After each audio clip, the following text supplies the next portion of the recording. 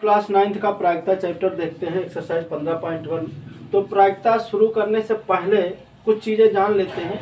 देखिए, प्रायिकता को जो सिद्धांत दिए थे वो ब्लेज पास्कल ने दिया था।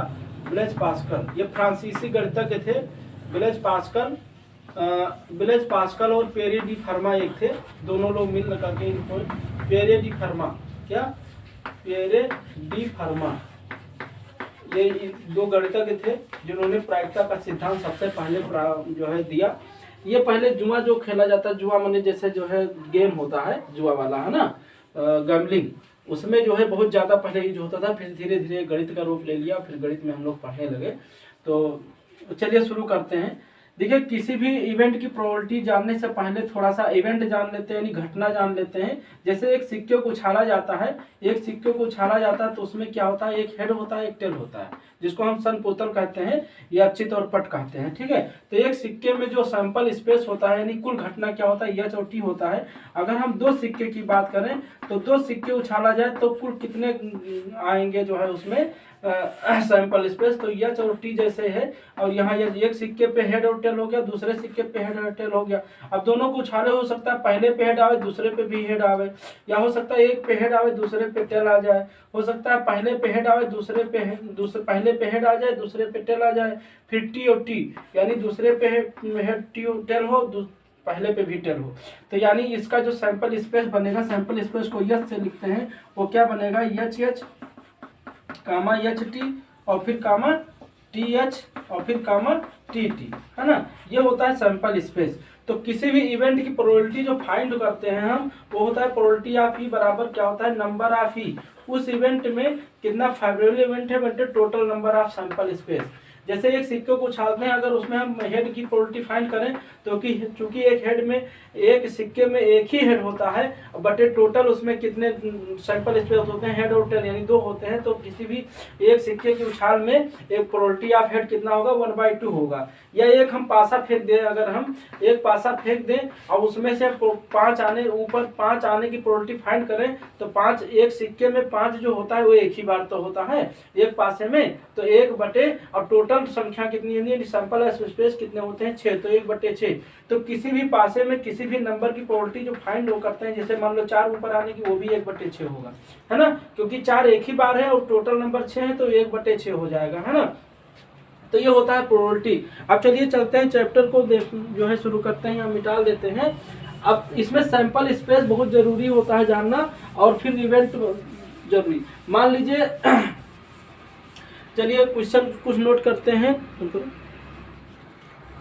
जैसे दिया है, हमने मान लो क्वेश्चन एक अपने आप ऐसे बना लिया है कि एक सिक्के को मान लो 1000 बार उछाला जाता है, उसमें चित 455 बार आया, तो कह रहा है चित तथा पट के ऊपर आने की प्रायिकता निकालो। ठीक है, तो चूंकि चित मतलब हेड होता है, पट का मतलब टेल होता है, तो इसको हेड और टेल ही समझ लीजिए। तो देखिए, प्रोबेबिलिटी ऑफ हेड की बात करें तो भैया कितनी बार हेड आया है, 455 बार। और कितनी बार में आया है, टोटल 1000 बार उछाला गया, तो इसका प्रोबेबिलिटी क्या होगा, 455 हो जाएगा। और यहीं पे प्रोबेबिलिटी ऑफ टेल की बात करें तो प्रोबेबिलिटी ऑफ टेल जो है, देखो 1000 बार उछाला गया तो हेड 455 बार आया, तो पट कितनी बार आया होगा, तो पट कितनी बार आया होगा, 1000 में से 455 माइनस कर दीजिए, तो ये कितना हो जाएगा, 10 में 5 के 5, 9 में 4, 5 के 4 और 9 में 4 के 5, 545 बार पट आएगा। तो पट की प्रोबेबिलिटी कितनी हो जाएगी, 545। 1000 में 545 बार पट आया और टोटल 1000 में आया, तो 545 बटे 1000 इसकी प्रोबेबिलिटी फाइंड हो जाएगी। ठीक है, फिर चलते हैं हम अगले क्वेश्चन पे। चलिए देखते हैं 15.1 का पहला सवाल।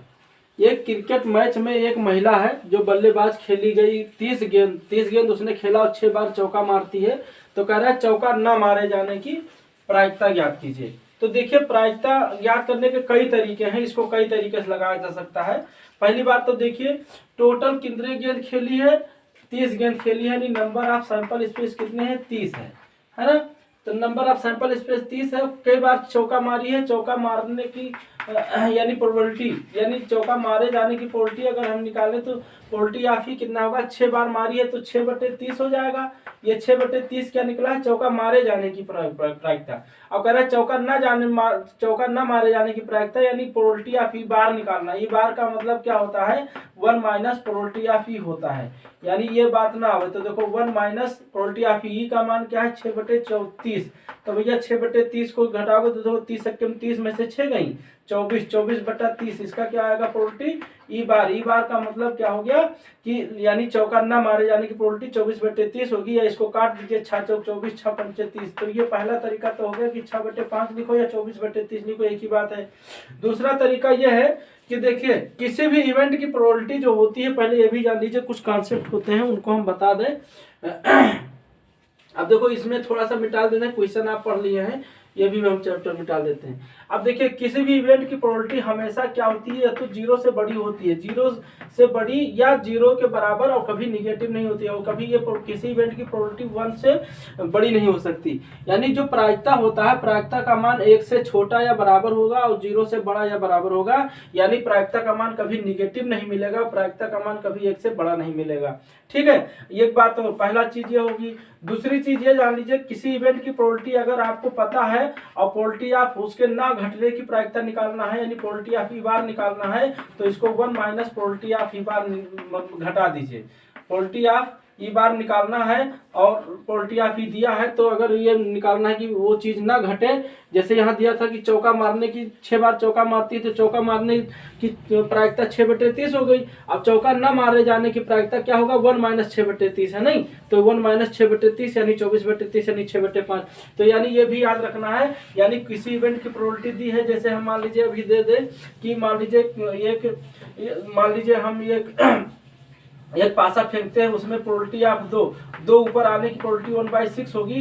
अब हम ये निकालें कि 2 ना आने की प्रोबेबिलिटी फाइंड करें, तो क्या होगा 1 माइनस 1/6 यानी 5/6, ऐसे समझो। या दूसरा तरीका यह है कि जैसे दो ऊपर आया, अब 2 ना आवे तो 2 भाई नहीं आएगा तो कौन संख्या आएगी, या तो 1 आएगी, या तो 3 आएगी, या तो 4 आएगी, या तो 5 आएगी, या तो 6 आएगी, तो सबकी प्रोबेबिलिटी 2 उसमें से माइनस कर दीजिए तो क्या 5 संख्या बची, 5 में से 5/6 ये प्रोबेबिलिटी हो जाएगी ना। तो आपको क्या करना है, किसी इवेंट की प्रोबेबिलिटी पता है और ना होने की घटना 1 माइनस कर देना है, या किसी इवेंट की प्रोबेबिलिटी ना दिया है कि यानी उसके ना घटने की प्रायिकता कुछ दिया है, उसके घटने की प्रायिकता निकालना है, तो इसको 1 माइनस प्रोबेबिलिटी ऑफ ई बार कह सकते हो। यानी हमारे कहने का मतलब यह है कि किसी इवेंट की प्रोबेबिलिटी और प्लस उसके ना घटने की प्रोबेबिलिटी का जो प्लस होता है वो हमेशा 1 होता है, ये भी याद रखेंगे। ठीक है, तो इस सवाल को हम इस तरह से भी लगा सकते हैं, जैसे 30 बार में उसने 6 बार चौका मारा है, 30 बार में उसने 6 बार चौका मारा है, तो कितनी बार चौका नहीं मारी है, 24 बार नहीं मारी है। तो यानी नहीं मारने, देखो चौका ना मारे जाने की प्रायिकता निकालना था, तो 24/30, 30 बार में 24 बार नहीं मारी है तो 24/30 प्रायिकता हो गई। तो दूसरा तरीका ये था। ठीक है, तो बहुत तरीके होते हैं प्रोबेबिलिटी फाइंड करने का। चलिए देखिए दूसरा सवाल देखते हैं। ठीक है, दूसरा सवाल क्या दिया है, या देखो ये दिया है कि दो बच्चे, ये 2 बच्चों वाले परिवार, ये 2 बच्चों वाले क्वेश्चन है कि 2 बच्चों वाले 1500 परिवार का जो है यादृच्छा चयन किया जाता है, यानी ऐसे 1500 परिवार को लिया गया है जिनमें 2 बच्चे हैं। ठीक है, फिर उनका एक आंकड़ा लिया गया कि यहाँ देखो 1500 में 475 परिवार ऐसे हैं, नहीं 475 घर ऐसे हैं जिसमें दोनों लड़कियां हैं। ठीक है, और 814 परिवार ऐसे हैं जिसमें केवल एक लड़की है, और 211 परिवार ऐसे हैं जिसमें कोई लड़की नहीं है। तो आपको देखो यहाँ क्वेश्चन पूछ रहा है दृच्छा चुने गए उस परिवार की प्रायिकता निकालो। पहला 2 लड़कियां हो तो 2 लड़कियों की प्रायिकता निकालनी है, तो भैया दो लड़कियों की प्रायिकता निकालनी है। तो देखो 1500 परिवार में कितने परिवार में जो लड़कियां हैं 475, तो 475 बटे कितना 1500 परिवार में 475 के घर में दोनों लड़कियां हैं, है नहीं, दो ये परिवार में दोनों लड़कियां हैं, तो 475 बटे ये कितना 1500 हो गया। दूसरा कह रहा है कि एक लड़की हो तो 414 घर ऐसे हैं जिसमें एक लड़की है, तो एक लड़की की प्रायिकता कितनी होगी 814 बटे 200 ये 1500, टोटल 1500 परिवार में से। ठीक है, और तीसरा क्वेश्चन कोई लड़की ना हो, तो कोई लड़की ना हो यानी 0, यानी प्रोबेबिलिटी ऑफ कोई 0 का मतलब समझ रहे हैं कि कोई लड़की ना हो यहाँ, यानी 211 परिवार ऐसे हैं 1500 परिवार में से जिसमें कोई लड़की नहीं है, तो 211 बटे 1500। तो ये एक तीनों आंसर हो गया, ये आंसर हो गया, इसका ये हो गया, इसका ये हो गया। ये 2 लड़कियों की प्रायिकता, ये एक लड़की है, कोई लड़की नहीं। फिर कह रहा है ये भी ज्ञात करो क्या इन प्रायिकताओं का योगफल 1 होता है। तो देख लीजिए, जोड़ने के बाद देखिए सबका 1 आता है तो कह दीजिए हाँ।